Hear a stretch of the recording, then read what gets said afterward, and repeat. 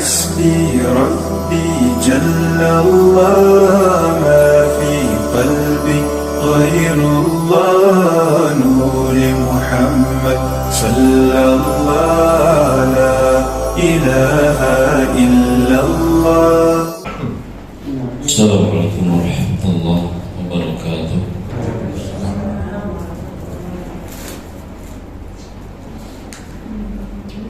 أعوذ بالله من الشيطان الرجيم.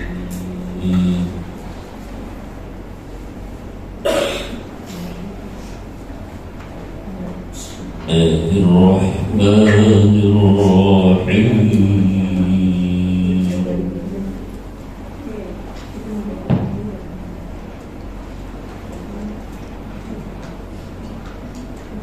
ألف لام ميم.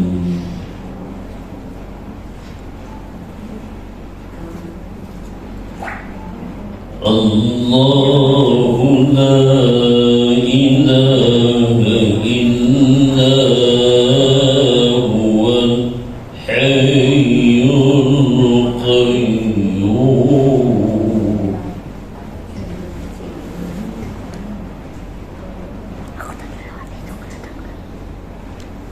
نزل عليك الكتاب بالحق مصدقا لما بين يديه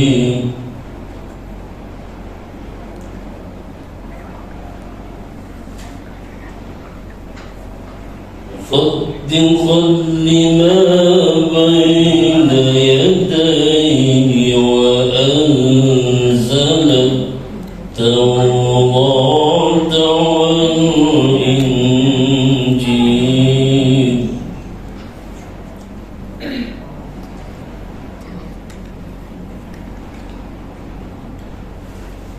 من قبل هدى للناس وأنزل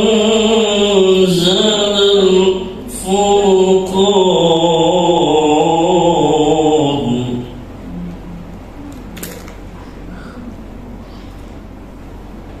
إن الذين كفروا بآيات الله لهم عذاب شديد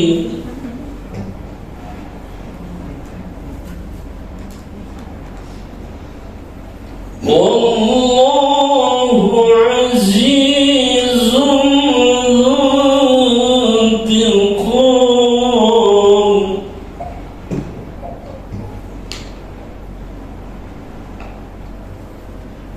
إن الله لا يخفى عليه شيء في الأرض ولا في السماء.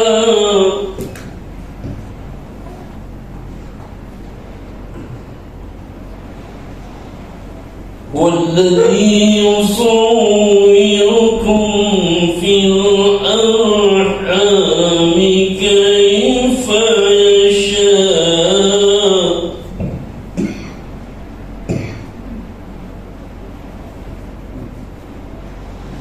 لا إله إلا هو العزيز الحكيم.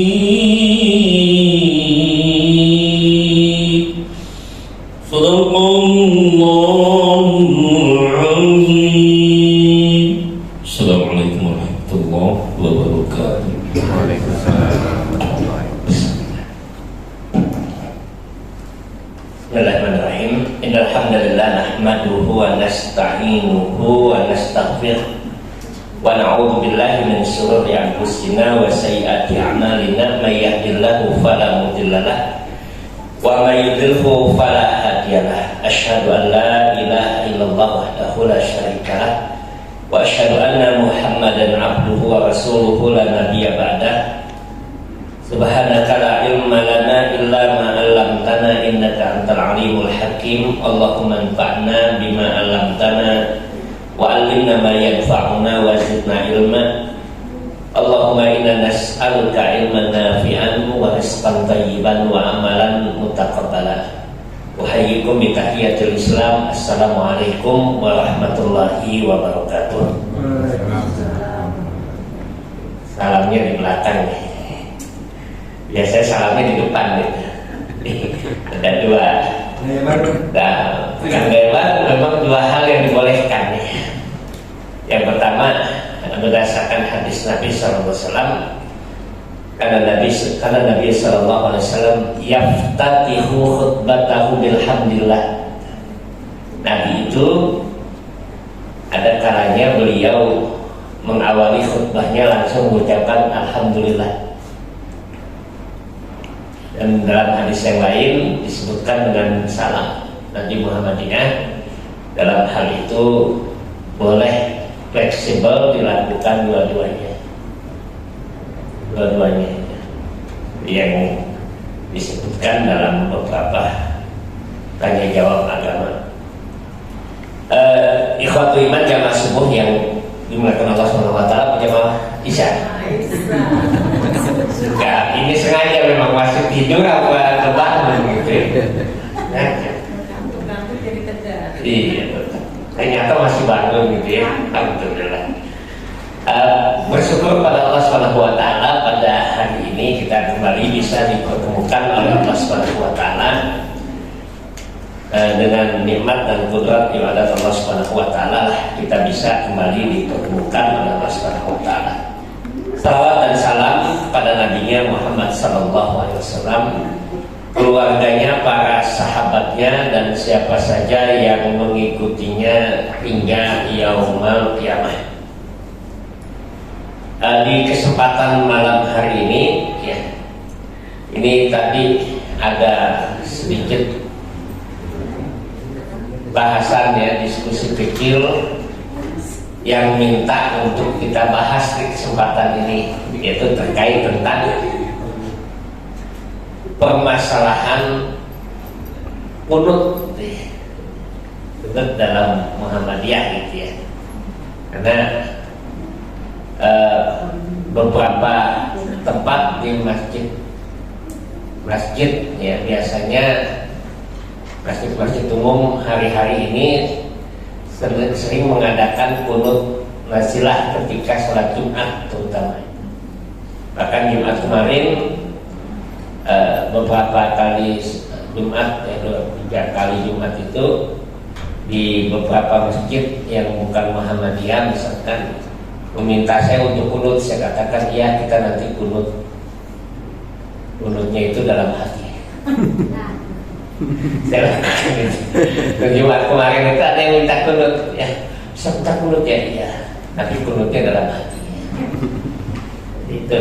Nah ini permasalahan kunut itu dalam pandangan Muhammadiyah seperti apa sih? Jadi ini yang di kesempatan ini akan coba kita bahas ya. Dan ini sebenarnya adalah pertanyaan-pertanyaan yang klasik ya. Pertanyaan yang sudah lama muncul dan sudah dibahas dalam beberapa keputusan tarjih. Pertama sudah dimuat pada tanya jawab agama jilid 2. Jadi kalau Bapak dan Ibu membuka tanya jawab ya, itu sudah dimuat pada tanya jawab agama jilid 2 tentang pertanyaan seputar. Juga sudah dibahas dalam himpunan putusan tarjih. Kalau di Muhammadiyah kan begitu mekanismenya. Jadi kalau yang berkembang di masyarakat, pertanyaan-pertanyaan seputar agama itu disebut dengan wacana agama. Ya, debat kusir sana sini itu ya. Ini hukumnya apa itu biasanya wacana. Nah, wacana yang berkembang itu nanti ketika diajukan atau disampaikan kepada majelis tarjih masuk ke dalam pembahasan majelis tarjih, maka kemudian dibahaslah dalam sidang tarjih, sidang majelis tarjih. Dan pada sidang majelis tarjih itulah kemudian keluar fatwa tarjih, fatwa tarjih terkait tentang hal-hal yang ditanyakan. Nah, ini kemarin juga kita bahas ya di masjidnya Pak Eko itu. Bisa ya di masjid itu tentang bahwa salah satu ciri khas dan istimewanya Muhammadiyah itu fatwanya tidak bersifat individual, tidak perorangan, tetapi bersifat kolektif kolegial, yaitu bersifat tim dalam menentukan fatwa keagamaan. Dan ini istimewa kalau di Muhammadiyah, itu satu hal yang istimewa. Itu juga sekarang yang banyak diikuti oleh organisasi-organisasi keagamaan baik secara lokal maupun internasional. Di luar misalkan kita ada Lajnah Lil Buhuth ya, Al-Fatawa Internasional, itu lembaga untuk fatwa internasional, fatwa Islam internasional dan sebagainya. Karena tim itu istimewa. Nah, dari fatwa agama yang dibahas dalam sidang tarjih itulah kemudian dibukukan. Bukunya itu jadi judul Tanya Jawab Agama.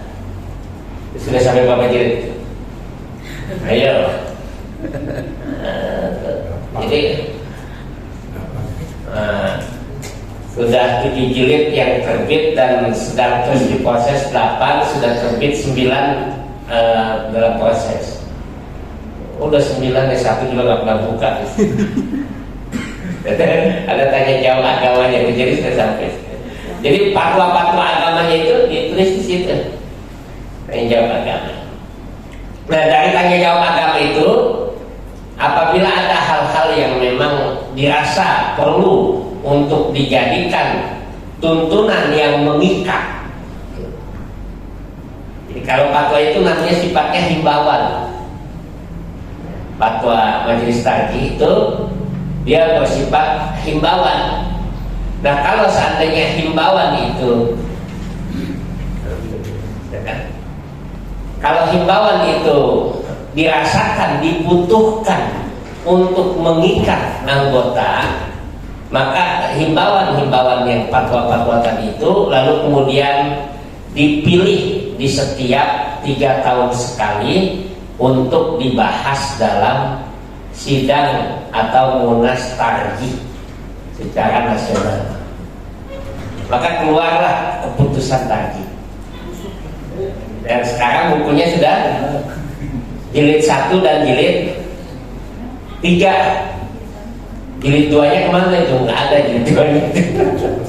Ya, jilid 2-nya nggak ada. Jilid 2-nya itu belum terbit. Kenapa? Karena dokumentasinya masih belum selesai. Saya ketika ngantar anak beberapa kali, kebetulan nginepnya di kantor PP yang lama itu, selalu ke bawah nanya, itu mana dokumentasi yang untuk diterbitkan himpunan putusan tarjih jilid kedua? Itu masih numpuk katanya, pasti tulisan tangan, jadi sulit untuk disortir. Maka langsung tuh habis jilid 1, HPT jilid 1 loncat jilid 3. Jilid 2-nya itu kayak Imam Mahdi, datangnya belakangan. Masih manuskrip. Karena dulu masih manual. Kalau jilid 3 sudah pakai komputer, pakai HP, mudah sekali itu. Kalau saya ingat dulu Pak Ageng Wibisono itu, Kiai Ageng Wibisono itu sampai sempat ngomong itu ketika acara tarjih itu, dia memang sekarang beda katanya. Kenapa? Sekarang yang pinter laptopnya, saya pernah ngisi Kalimantan, laptop saya kecebur. Sampai saya nggak bisa ngomong apa-apa. Sedih banget. Oh ya, kalau itu di Ageng Wibisono itu sedikit sekali itu.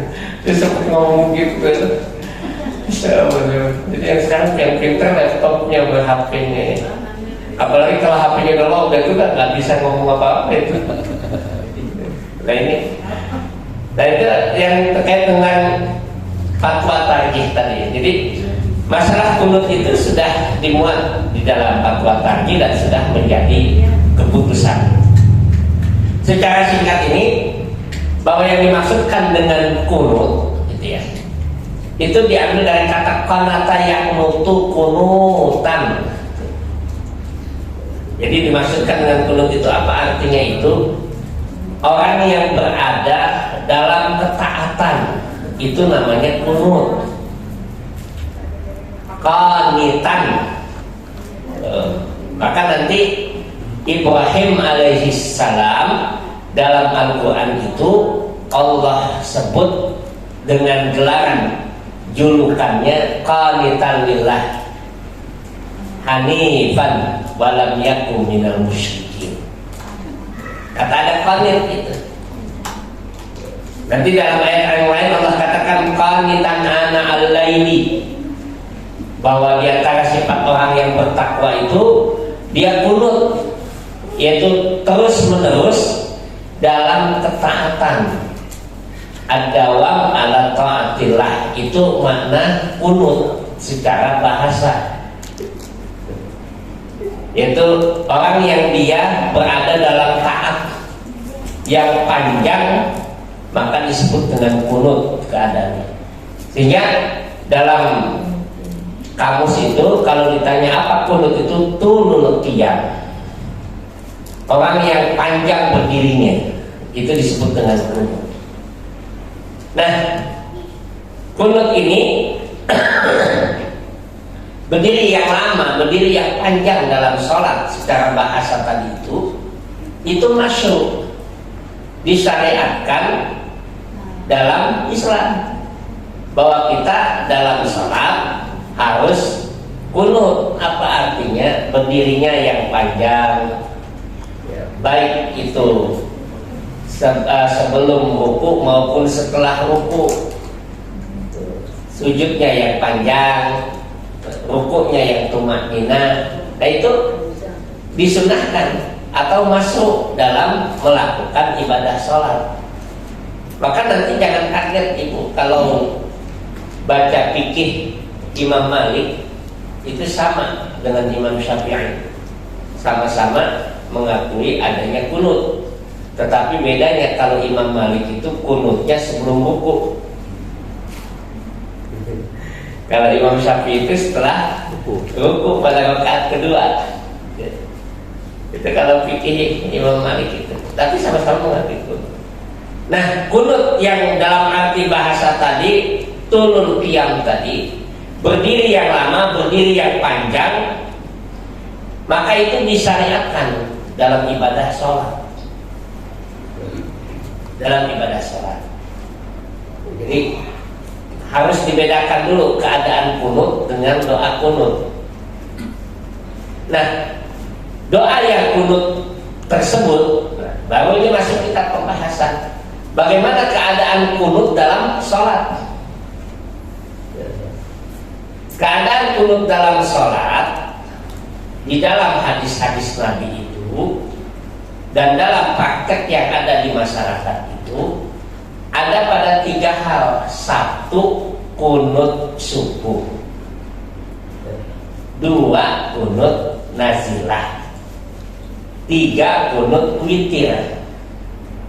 Kalau yang tikap di Masjidil Haram itu, kalau lihat sholat di Masjidil Haram itu, ya kalau mau itikaf ya nanti Ramadan itu bisa itikaf di Masjidil Haram gitu. 10 hari ya. Amin, amin insyaallah. Nanti bareng-bareng Saya diajak Pak. jadi itu bareng-bareng insyaallah ya. Dan itu apa? 3 tempatan itu kunut tadi. Jadi kunut ketika subuh, ketika kita kenal dengan kunut nazilah, dan yang ketiga adalah kunut witir. Itu yang kita lihat di dalam praktek kunut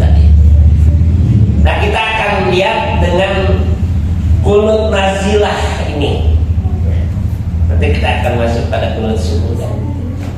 Kunut nazilah itu yang disebutkan dengan nazilah ini. Nazilah itu artinya turun. Kata nazilah itu dan kata nazalah gitu ya.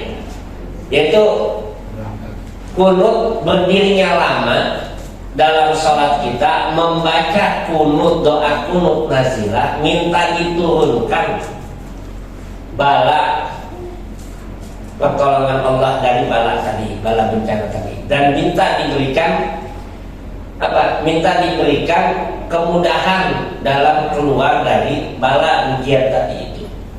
Bahkan disertai dengan ucapan-ucapan yang bersifat laknat. Nanti dalam hadisnya nanti itu.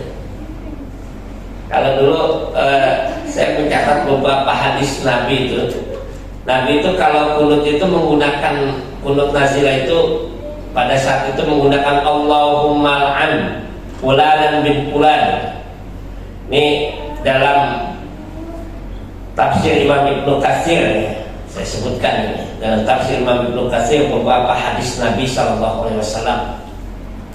Dalam beberapa riwayat Imam Al-Bukhari, Imam Muslim, dan juga riwayat yang lain baik Imam Ahmad dan Imam Tirmidzi, disebutkan dari Abu Hurairah radhiyallahu anhu anna Rasulullah sallallahu alaihi wasallam kana idza arada ayatu ala ahadin aw yaqu li ahadin. Nabi sallallahu alaihi wasallam atau Rasulullah sallallahu alaihi wasallam itu apabila menginginkan mendoakan seseorang, yaqu ala ahadin, mendoakan seseorang, aw yaqu li ahadin, atau mendoakan orang-orang tertentu, kana tabadahu, maka beliau itu berdiri yang lama setelah ruku. Wa rubbama qala, dan beliau mengatakan itu idza qala sami Allahu liman hamida rabbana lakal hamd. Setelah beliau mengatakan sami Allahu liman hamida rabbana lakal hamd, maka beliau mengatakan Allahumma anjil walidan lil walid. Disebutin namanya itu Wasalamah bin Hisham, wa Iyas bin Abi Rabi'ah, wal mustad'afina minal mu'minin, Allahumma shdud wa ta'taka ala madad. Jadi Nabi sebut namanya, ya Allah berilah keselamatan untuk fulan bin fulan dan hancurkanlah mereka, si fulan bin fulan, binasakanlah mereka. Itu disebut namanya. Kalau itu doa kunut apa itu namanya? Nazilah. Ya. Kalau sekarang kan yang kita dengar dalam doa kunut, Allahumma a'izzal Islam wal muslimin wa dammir a'da'ad-din. Wa ahlikil kafarata wal musyrikin. Wa ahliki bani Israil. Wa ahliki Israil, kita dihancurkan. Itu doa kunut yang dibaca, dan ini mengambil dari hadis Nabi dalam riwayat Imam Al-Bukhari tadi. Imam Al-Bukhari tadi menyebutkan beberapa hadis yang banyak itu. Ketika Nabi melakukan kunut nazilah, beliau mendoakan dengan kata-kata yang keras dalam doanya. Bahkan beliau mengatakan dalam doanya itu wal anhum la'natan, dan berilah laknat kepada mereka. Jadi ada kata laknat yang dibaca dalam doa kunut nazilah. Nah, kemudian ketika Nabi berkunut nazilah selama 1 bulan, waktu itu ada kasus terbunuhnya 70 orang penghafal Quran yang dibunuh oleh orang Muslim. Maka marah Nabi, merasakan kesedihan yang luar biasa, maka beliau mendoakan kunut nazilah itu selama 1 bulan. Ketika Nabi dalam keadaan kunutnya nazilah tadi itu, apa yang dilakukan oleh Nabi? Nabi melakukan kunut itu di semua sholat, tidak khusus subuh. Jadi subuh, zuhur, asar, maghrib, isya kunut. Besoknya subuh, zuhur, asar, maghrib, isya kunut. Kita cuma Jumatan doang kunutnya. Jadi Nabi lakukan itu semua kunut itu. Nah, turunlah ayat Allah Subhanahu wa taala dalam Al-Qur'an surat Ali Imran ayat 127 dan 128 itu. Dengan surat Al-Imran itu, laisa laka minal amri syai'un aw yatuba alaihim aw yu'adzibahum fa innahum zalimun. Itu dalam ayat 128-nya. Allah sampaikan, laisa laka minal amri syai'un, wahai Muhammad, bukan urusan kamu. Kamu nggak ada urusan, kata Allah. Tentang mereka tidak ada campur tangan untuk kamu tentang mereka. Kenapa? Apakah Allah terima taubat mereka? Apakah Allah akan mengadab mereka? Itu bukan urusan kamu. Artinya apa? Allah Ta'ala menegur Nabi Sallallahu Alaihi Wasallam untuk tidak melakukan kunut itu. Kan seakan-akan Nabi memaksa Allah itu. Ya Allahumma laknat mereka ya Allah. Saking sedihnya terhadap peristiwa yang terjadi, maka beliau melakukan kunut itu selama 1 bulan waktu itu, dan berhenti. Setelah turun ayat ini, Nabi SAW tidak melakukan kunut lagi sampai akhir hayatnya. Setelah turun ayat, maka disebutkan dalam tafsir Imam Ibnu Katsir, disebutkan oleh Imam Ibnu Katsir itu di dalam tafsirnya, balil amri kulluhu ilayya kama qala ta'ala. Nah itu kemudian dikatakan oleh Imam Ibnu Katsir, maka Nabi Shallallahu Alaihi Wasallam setelah turun ayat ini beliau berhenti berkunut. Jadi beliau tidak melakukan kunut nazilah lagi setelah turun surat Ali Imran ayat 127 dan 128 tadi itu. Nabi tidak melakukan kunut nazilah lagi. Nah, dari tafsir ayat itulah kemudian timbul permasalahan berhentinya Nabi kunut ini. Apa kita masih boleh kunut nazilah? Karena Nabi tidak lagi kunut. Ataukah berhentinya Nabi kunut nazilah itu menjadi apa? Menjadi mansuh, dihapuskannya syariat kunut nazilah itu. Nah ini timbul permasalahan. Maka pada saat tahun kemarin sebelum peristiwa COVID, sebelum ketika peristiwa COVID terjadi itu, Majelis Tarjih mengadakan acara. Waktu itu saya sempat datang ke Jogja. Ada pelatihan tarjih waktu itu di Jogja. Dari OMT kalau nggak salah ada 2 tuh, Ustaz Sarif yang sekarang di Ustaz Sarif itu dengan satu lagi siapa. Nah itu mengadakan diskusi pembahasan tarjih terkait tentang apa? Terkait dengan fikih bencana itu. Ya, bagaimana fikih bencana. Nah maka permasalahan kunut itu muncul kembali. Permasalahan kunut itu muncul kembali. Apakah memang kunut itu dibolehkan ya, setelah Nabi berhenti tidak melakukan kunut lagi? Nah dalam pembahasan itu kemudian muncullah fatwa Majelis Tarjih dan Fikih Bencana bahwa kunut itu boleh dilakukan ketika terjadi bencana, tetapi tidak boleh menggunakan kata laknat, karena larangan ayat itu turun berkaitan Nabi langsung menggunakan kata laknat, wal anhum, laknatilah mereka. Jadi boleh kita melakukan kunut nazilah, hanya harus dilakukan subuh, asar, maghrib, isya. Itu lakukan semua itu. Subuh, zuhur, asar, maghrib, isya. Kalau mau kunut nazilah minta diangkat bala. Dan doa kunut nazilah itu tidak menggunakan lafaz Allahumma hadini biman hadait wa tawallani fiman tawallait wa barik lana fima a'tait wa qina bi rahmatika syarra ma qadait fa innaka taqdi wa la yuqda alaik. Bukan doa itu kalau kunut nazilah. Doa Allahumma hdini itu nanti dalam pandangan Majelis Tarjih termasuk doa yang tadi itu Allahumma hdini liman hadaita itu yang dibaca pada saat subuh ini. Dalam catatan majelis itu beberapa doa itu banyak yang bersanad dengan sanad yang dhaif atau lemah. Jadi saya berikan contoh beberapa yang dibahas pada saat itu. Satu misalkan hadis yang menyebutkan tentang doa kunut ya, yang di dalam penelitian para ulama hadis itu lemah.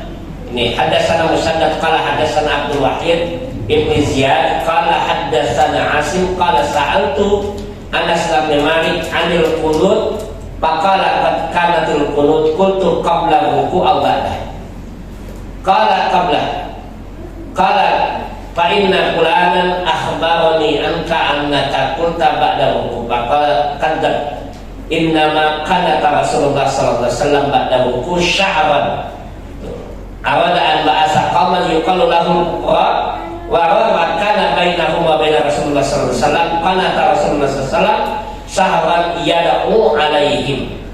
Ini hadis yang tentang kunutnya Nabi sebulan itu. Kemudian dalam hadis yang berikutnya disebutkan bahwasanya Rasulullah sallallahu alaihi wasallam membaca doa kunut itu dengan doa Allahumma hdini fiman hadait wa tawallani fiman tawallait wa barik lana fima a'tait wa qina bi rahmatika sharra qadait.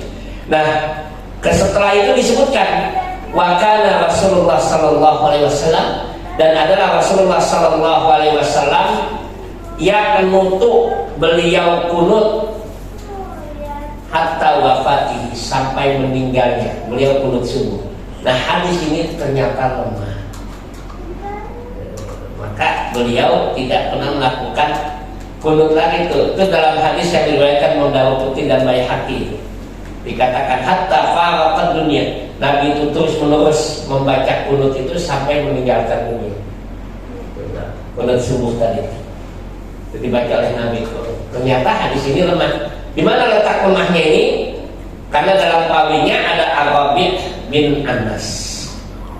Dalam tahdhib, dalam kitab At-Tahdhib itu disebutkan bahwa rawi ini adalah rawi yang bermasalah. Jadi kalau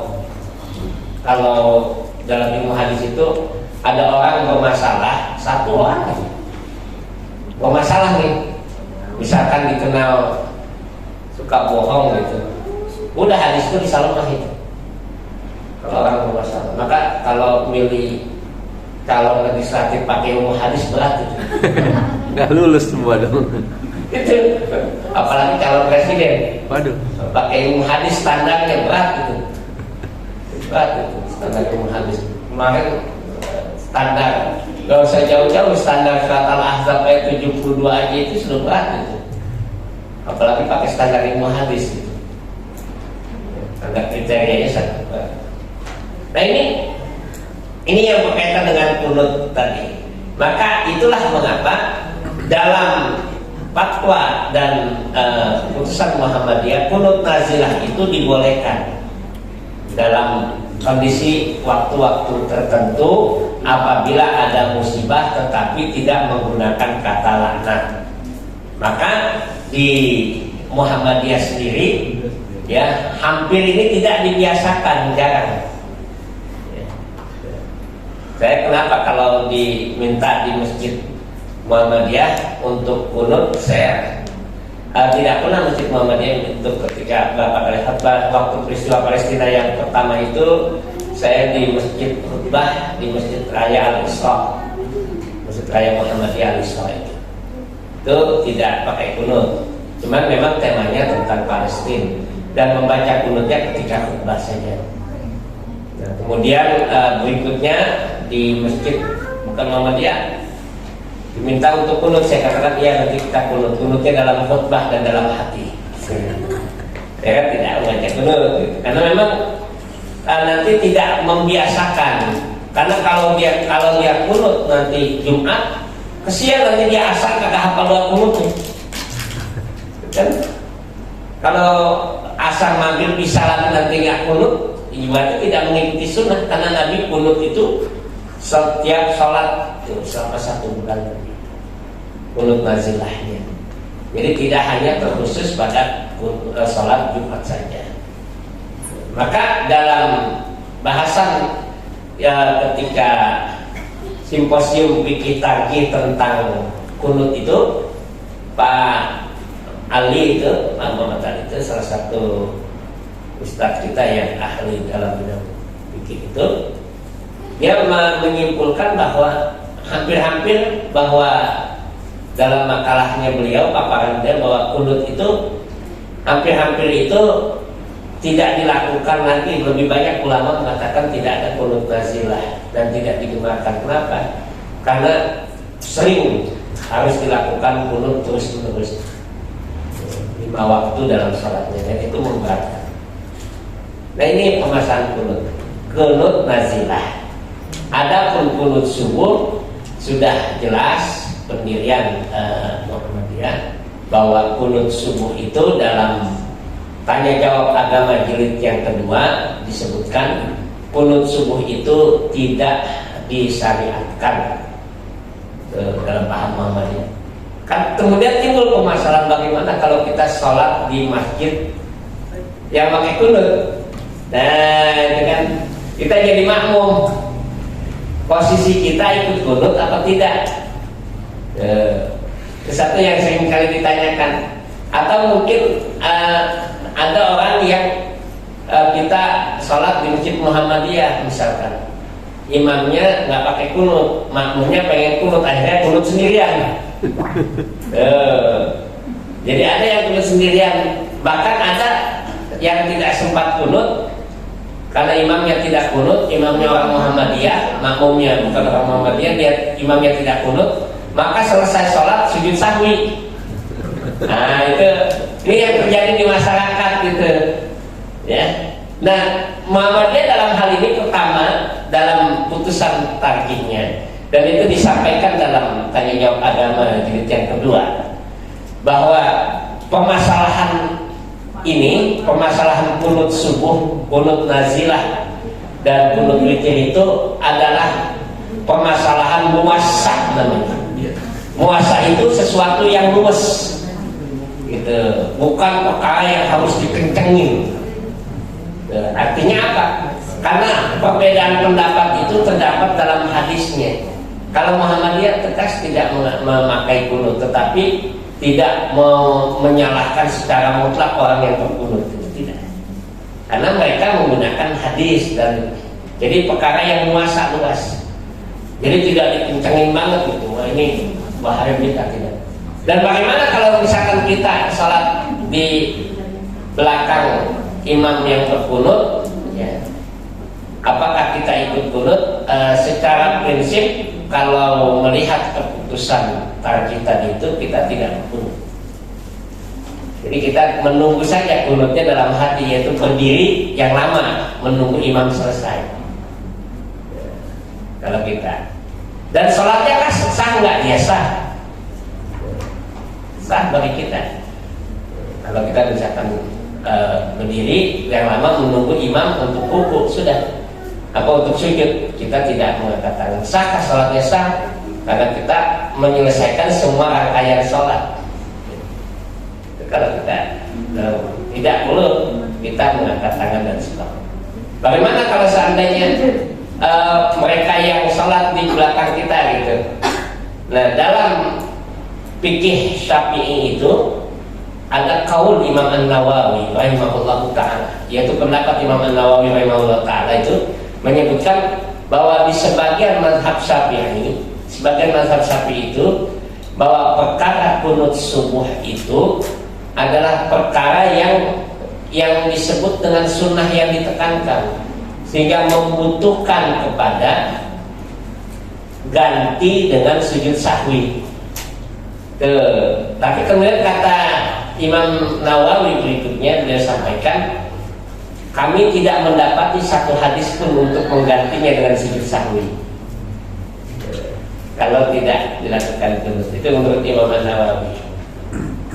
Jadi itu yang berkaitan dengan kunut subuh. Jadi ya sudah, kalau beberapa kami dulu di PTIQ itu pernah datang ke rumah itu ketua Lajnah Bahsul Masail Nahdlatul Ulama Jawa Barat, Banten. Teman kuliah itu, dia dosen di Serang, sudah selesai doktornya. Ketua Lajnah itu, Lajnah namanya apa? Lajnah ini, Lajnah Bahsul Masail. Si muda, ketika sholat datang ke rumah, pas kemudian sholat, Ustaz anak nggak pakai kunut nih, nggak apa-apa Ustaz, saya juga nggak kunut kok pakai karena si imamnya saya gitu, karena nggak kunut itu mau kunut nggak, jadi artinya perkara yang luas gitu ya, perkara yang luas, tidak perlu harus sampai gontok-gontokan gitu. Kalau dalam Pak Muhammad itu perbedaan pendapat yang dipahami gitu, selama dengan dalil ya sudah. Bahkan dalam ketika kami taziah salah satu tokoh kiai di Jakarta Selatan gitu ya, ketua Pak Anies Baswedan gitu, itu ada yang meninggal itu karena yang datang kita mahasiswa itu pada saat itu saya diminta mimpin untuk tahlil. Terus sekali-sekali tahlilnya dari orang Muhammadiyah gitu. Oh boleh nggak apa-apa, tapi saya tahlilnya pakai terjemahan ya. Oh itu kelamaan Ustaz, bener saya yakin tahlilnya katanya. Tahlil bercanda ya, artinya dia yang tahlil akhirnya disepakati. Saya imam salat maghrib, mereka yang mimpin tahlilnya itu ada teman di Lajnah Tamfidiyah itu Nahdlatul Ulama, kemudian yang baca doanya itu dari yang lain itu artinya perkara yang muasa, perkara yang luas, perkara-perkara fikih itu tidak perlu harus saklek ya. Berbeda dengan perkara akidah nanti keimanan, kita tetap dalam prinsip meyakini apa yang diputuskan oleh putusan tarjih, mengamalkan dalam putusan tarjih, tetapi kita memberikan penghargaan dan menghargai yang berbeda dalam masalah. Nah ini mungkin sedikit yang kita bahas ya. Nanti silakan kalau ada yang ingin ditanyakan, asal pertanyaannya tidak yang susah-susah ya. Mudah-mudahan bisa bermanfaat. Nasrullah wa fathul qarib wa basyiril mu'minin. Wassalamualaikum warahmatullahi wabarakatuh.